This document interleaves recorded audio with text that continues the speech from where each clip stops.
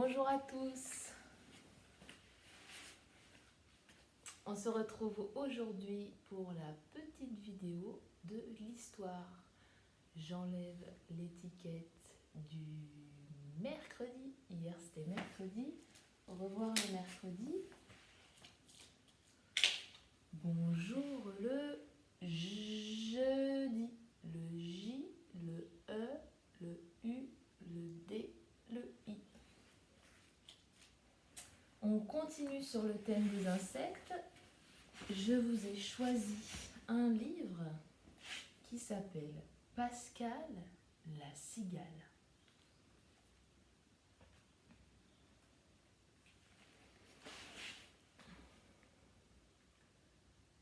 À entendre Pascal la cigale, l'été s'annonçait chaud et délicieux.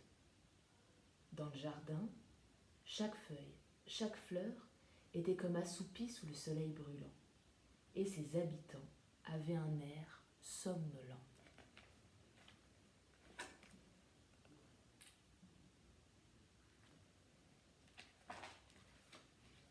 Seuls les abeilles, les papillons et les bourdons s'affairaient. Profitant de cet assoupissement général dans les parterres pour voler le précieux pollen de nos belles. « Chante, chante, cigale !» répétait-il sans cesse en butinant. « L'été sera beau et nos poches pleines. »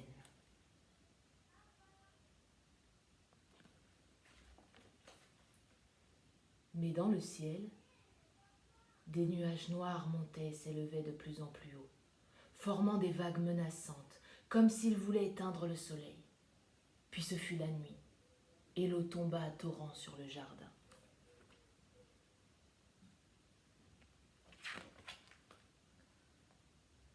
Pendant que tous se dépêchaient de trouver un abri, Pascal se tut puis rentra chez elle pour y faire quelques travaux ménagers, le temps que la pluie cesse.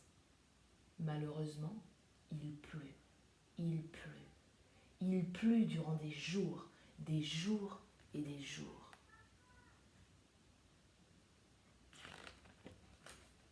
Mireille l'abeille, qui de toute son existence n'avait jamais vu tant de pluie, répétait inlassablement « N'est-ce pas effrayant ?»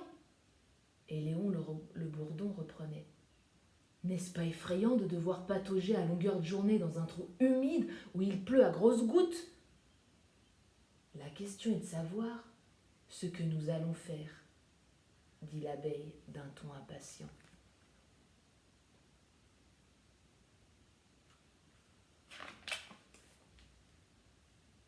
Eh bien, qu'allons-nous donc faire ? Demande Léon. Moi je sais, s'écria brusquement Siméon le papillon. Pour que le soleil brille à nouveau, il faut que la cigale se remette à chanter. Les autres furent tous d'accord. C'est une très bonne idée. Allons dès maintenant le lui demander gentiment. Ils partirent donc tous les trois à la recherche de Pascal.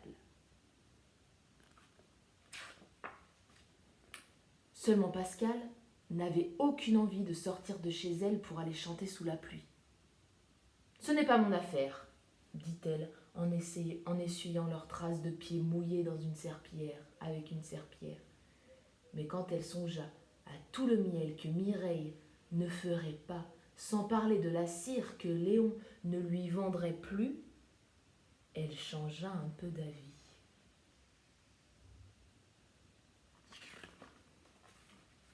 Puis encouragée par nos trois compères, elle accepta. Alors elle chanta pendant des heures sous la pluie qui dégoulinait le long de ses ailes.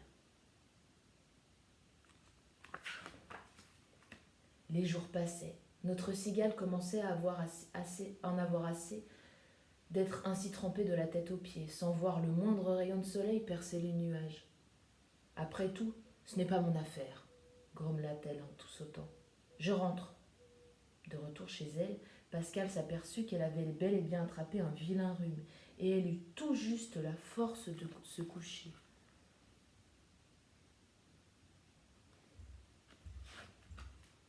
Au début, Mireille lui apportait un peu de miel pour soigner sa toux. Mais les jours suivants, elle cessa de lui rendre visite. La raison en était météorologique. Météorologique. En effet, le soleil brillait de nouveau dans le ciel et Mireille ainsi que ses amis avaient repris leurs tâches estivales.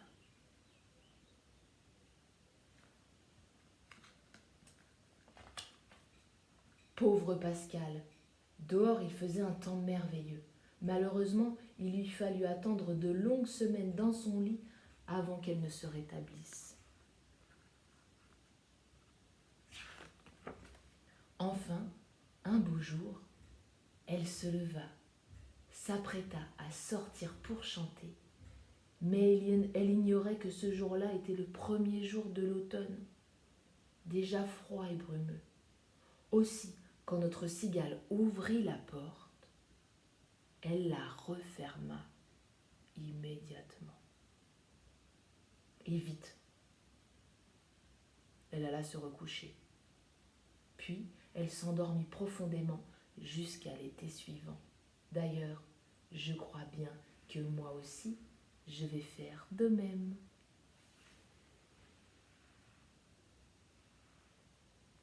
Et voilà, c'était Pascal la cigale.